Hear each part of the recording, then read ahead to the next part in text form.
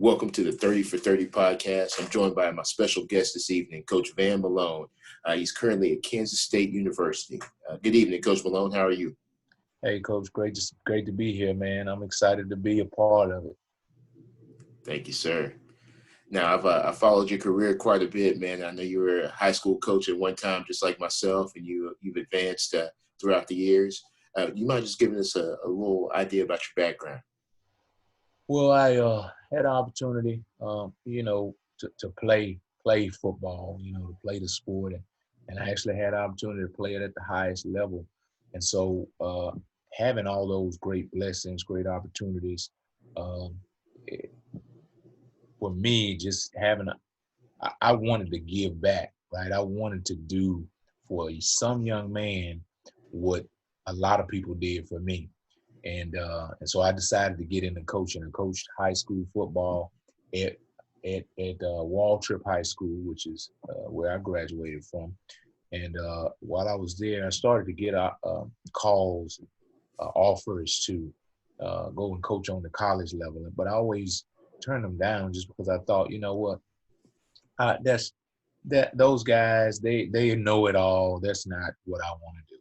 And so I would turn them down, uh, and then I started to question myself about doing that. And I said, okay, I'm going to at least give that world a try. So the next opportunity I have, I'm gonna take it. I don't care where it is. I'm going to take it. So I'm gonna talk through my career and my path, and I'm gonna skip some places, but I'm going to talk to um, those those experiences which kind of have shaped me as a coach. So I said that I'm going to take the next job, no matter where it is, junior college to whatever university. Well, the next month or so after I made that decision, got a call from Craig Bowl at North Dakota State. He was taking a job at North Dakota State, and he said, "Hey, I think this is a great opportunity for you to come and get into college if you'd be interested in that."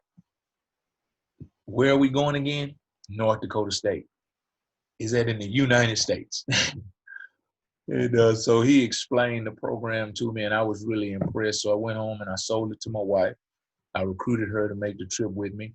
And why is that important to my story? Because I had a pretty good gig at Conroe High School, and I was at Waltrip, left Waltrip, went to Conroe. I had a pretty good gig at Conroe High School, and now I'm about to take an extreme pay cut. And my wife, who was working and teaching, she's gonna not have a job. But what she did is she got in the master's program at North Dakota State. And so I took an extreme pay cut, but was able to get her in the master's program. Now she eventually completed that, but it all started by us taking that leap of faith at North Dakota State. And so there are coaches out there who want to get into college, but they got it good where they are. You know what I mean? They got it good where they are, and it's hard for them to leave that comfortable position. Well, I left that position, and just 1 year later, just a few months later, I ended up taking another job at Western Michigan. Right? Why is Western Michigan important in my story? Because when you coach, you got to realize you're going to be fired at some point, right? Well, when you're a young coach, you don't realize that. When you're a young coach, you thinking of firing as failure, right? And so I was not going to ever be fired. But when I went to Western Michigan, we got fired, and so um, that's important in your progression as a coach, because when you get fired, either you can hang in there or you can go do something else. Well, I always say this: God didn't give me the passion to coach to not have me coach, right? So yeah, there are gonna be some bumps along the way, but this passion that we have to coach is there for a reason. So that means that's what you're supposed to do. So I got fired and ended up getting a job in North Texas, right? Well, that was a great opportunity for me. So I go to North Texas and left there and ended up matriculating my way through a couple of stops. One job I took for 9 days, uh, Another job that I didn't take, had an opportunity to coach in the NFL for an NFL team. I didn't take that, but I ended up going to Texas A&M. Stayed there for 4 years. And why is I'm going to talk about Texas A&M? That was important because there was a point in there where that staff got fired, and I was the only one to stay. And part of that reason is because when the staff got fired, what I set in my head to do was I'm going to continue to work. I'm going to continue to recruit. I'm going to continue to do the things that I signed up to do, and I'm going to let the chips fall where they may. And I ended up having an opportunity to stay, but I think it was because I did that, because I stayed locked in on what I was doing as a coach, coaching those players and recruiting the players that we were trying to recruit.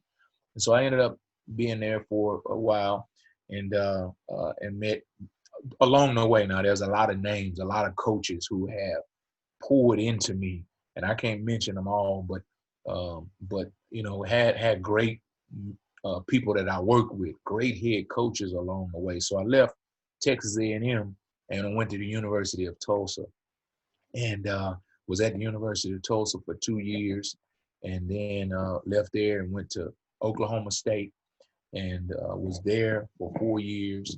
And from Oklahoma State, had the opportunity to be a defensive coordinator at SMU. And during that time, I think it's good to pause and reflect on that period, because in that time I was in a leadership position, the first African American to be a offensive defensive coordinator at SMU, and so that was monumental for me, monumental at SMU. So I really carried in my mind, the flag of doing things the right way, for my race, honestly. And so we, in the first 2 years in that program, we really had a hard time, but we were building something. And so we had an opportunity in the third year to finally to get that team to bowl eligibility, and so I was really happy for those kids that we recruited. And then at that point, the head coach ended up getting a job. Chad Morris ended up getting a job at Arkansas, and we were really happy for him to be able to do that. But um, he didn't take the whole staff, and that happens in college football. And so at the time, a lot of people were upset. You know what I mean? But at the end of the day, you I guess you have that right to be upset. But at the end of the day, I read somewhere that when people do things to you, you have to forgive them. If you don't forgive them, it really is like you drinking poison, but you expecting them to die, right? And so I had to learn that, right? I had to learn that time was a tremendous growth in my life as a coach, but as a man, because throughout my career, I've had the opportunity to be assistant coach of the year, the national assistant coach of the year. I've had an opportunity to coach on defenses, which were number one in the nation. I had an opportunity to lead the nation in different categories. For the most part, I've been a good guy. I've done things the right way. I've recruited hard, recruited well. I've spoken well. I've done all these things. And so I learned in that period of my life that that does not matter. What matters is what is the plan that God has for your life. And so I learned that. So we see our lives through the peephole, right? We go to the door, you only see what's right there, right? But God is viewing our lives in our coaching terms from the drone view, right? He knows what's around the corner. And so I had to learn that, and I had to respect it, that, and I had to understand that my job is to just keep pedaling, right? I'm not steering the bike, right? Just keep pedaling. And so one story that I have to share is I was speaking at the AFCA convention, and this is when I'm fired, right? I like to use that term, fired. this is when I'm fired. And you spoke about listening to that podcast. Well, as I'm up on the stage, um, I'm talking through things and they're using that word transition. No, no, no. I'm not in transition. I'm fired.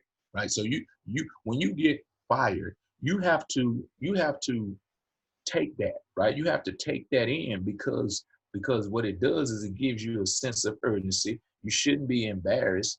On third down, sometimes you don't stop them. On third time, sometimes you don't convert, right? And so you have to be able to deal with that. You have to huddle your team up and you have to prepare for the next down because the game is going to continue, right? And so I had to really internalize that. And that's kind of the way I've, motivated young coaches with the reality of our job over the years. So I sit up there on the stage and I talk all this stuff about being fired and about not giving up on yourself, about how you're a good coach, you just fired, right? And so I talk through all that. And when the program's over, my wife comes up to me and she says, I got a line of coaches that want to talk to me. But my wife says, nope, you got to talk to these people right now. So she pulls me away, and I ended up meeting a lady. And she said, Coach, a couple years ago, when I was a big-time defensive coordinator, a couple years ago, we wrote you a letter. And we actually wrote this letter to hundreds of coaches, and only one responded, and it was you. And what we were writing about is the fact that we were fired. And we actually, when we wrote that letter, we were at the end of our line. We were at the end of the rope. We were ready to turn and go do something else. And you responded back to us and you said, listen, just because you're fired don't mean you're a bad coach. Get your head up, get to going. You're not a failure. Basically, all the stuff that I just got through saying on that stage as a fired coach. So that was so powerful for me to be able to tell these people something, and then for me, not knowing that they were audience, for me to live it, right, and for them to be able to see me live it. And so I think it's so important that that we realize that place that we hold, high school coach, college coach, big time head coach, we all hold a place in somebody's life, right? So, when people, they email me or they text message me or they call me, man, I try everything I can to make sure it might not be timely, but that I respond, because that instance showed me that somebody sends you a message, they could be on their last hope. They could be hanging by a thread. And so that taught me, that lesson. So I left, ended up leaving the convention without a job, but I ended up eventually getting one as an analyst at Mississippi State. We had a great defense. We were number one in the nation in many categories that year. So I was blessed to be able to be there again with great people, great head coaches, great opportunity to learn. And so I left from there and ended up coming to Kansas State. And again, with great people, uh, great head coach in Chris Kleiman, great athletic director in Gene Taylor. And I just had the opportunity to be promoted to assistant head coach. And what that means to me is that I am well on my way progressing to have the opportunity one day to live out my dream to be a head coach. And so I'm so thankful for the opportunity that that my staff and my head coach has placed on me. Absolutely. I mean, that's an incredible path. One thing that stands out to me, Coach, is you mentioned the importance of consulting with your wife on many of these things here. I've taken the tour of Texas as a high school coach, and I've been blessed to have a wife of 16 years to take that tour with me. How important is family to you when it comes to making these decisions? So when my kids were young, what we used to do is we used to gather them up and we used to trick them. Hey, now listen, we're gonna take a vote. Do you vote yes? or do you vote no? Right? And so we would build up this new opportunity, and they, as little kids, they really, you know, it'd be a no-win situation, or I should say a win-win situation for us. But so that's how we would approach it when they were younger. But now that, you know, I have two guys in college and then one guy who's a freshman in high school, they're not wanting to leave their friends, you know. And actually, the older guys are in positions where they're kind of, you know, they're kind of in preparation to lead their own lives. When we actually came here to Kansas State, I asked my son, who is about to be a senior at North Texas. I said, "Hey, you know, you got a great opportunity. Kansas State." He's a journalism major. Kansas State has a great journalism program. You come on, man. We can get you rolling over here. He's like, "Nah, Dad, your recruiting spiel isn't gonna work. I'm staying with the Mean Green." And so, you know, for me, that was him. Now I was able to recruit my middle son, who is a player on our team here, and who happens to be a cornerback. So I get to coach him. But it's over the years, it's been a challenge at times. You know, the moving, right? But one of the things I've always tried to do is, like we you referred to earlier, is I always try to include my family in the decisions, right? And if the vote is don't move, then we don't move. You know, of course I get that approved through my wife first, but then after that, you know, I use my recruiting tactics.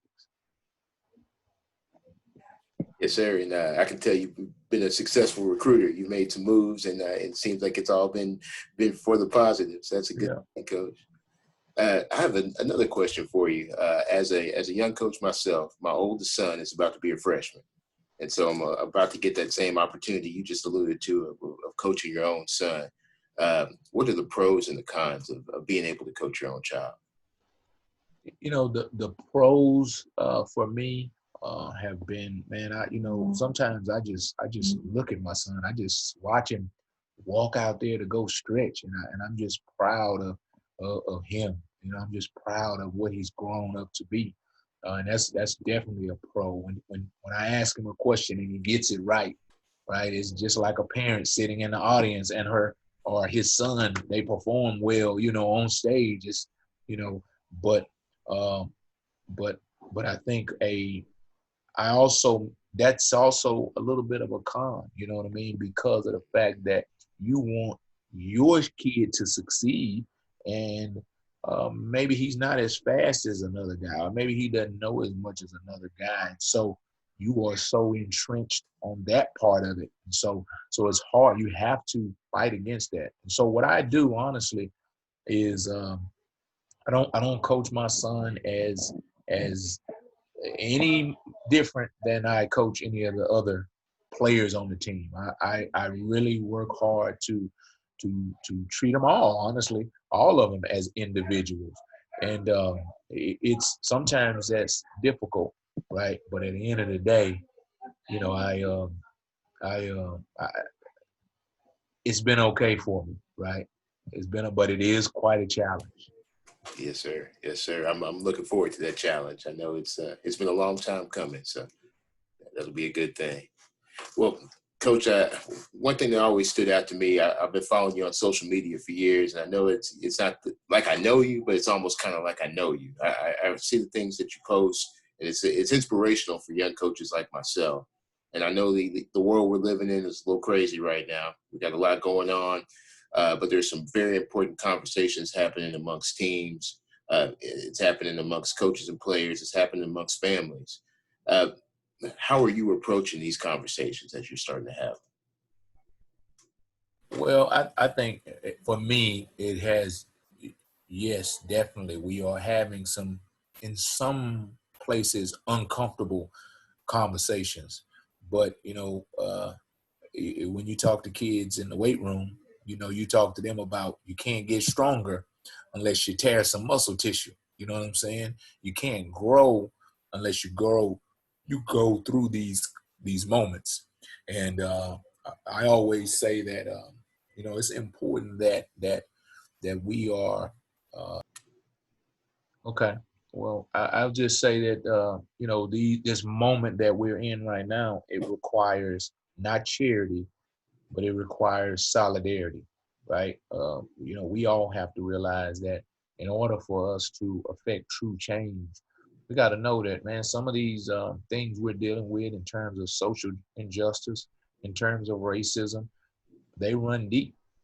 And so when you have people who are locked in with you, when you have allies, they understand that we gotta lock arms and we gotta move forward together, and that there are gonna be ups and downs along the way. One thing I know about our society, our world today, is that it's trendy, right? And it's like microwave. Everybody wants it right now, and then once it's done, that's it. They're ready to move to the next thing. So I think that's where we come with when we talk about solidarity.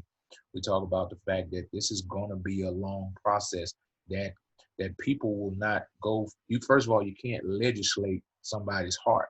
You can't make rules to make somebody like somebody. You know what I mean? Or you can't make rules to stamp out hate. Really, the only way you stamp out hate is with love, and the only way you bring people from darkness is with light, right? And it said that in a book that I read one time. And so it's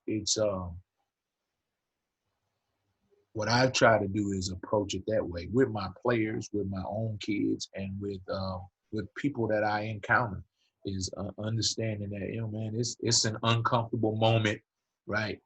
But if we can be uncomfortable now, we give ourselves the opportunity to be comfortable later. And when you talk about like black people fighting for things, honestly, they are. And when I listen, everybody seems like they're just fighting for equality. They're just fighting for a level playing field. They're just fighting for peace, right? And so the thing I have heard is that when you make that happen for one group, you honestly make that happen for all groups.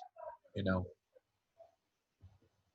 That's so true, Coach. It's one of those things where we see all the unrest that's happening in the world, and I know it's almost cliched, but we don't see all those things happen when we're actually in our locker room about to take the field. And I want to be able to convey that feeling of teamwork and ownership with our players, and let them take that with them and spread that love into the community as they go out and become young men.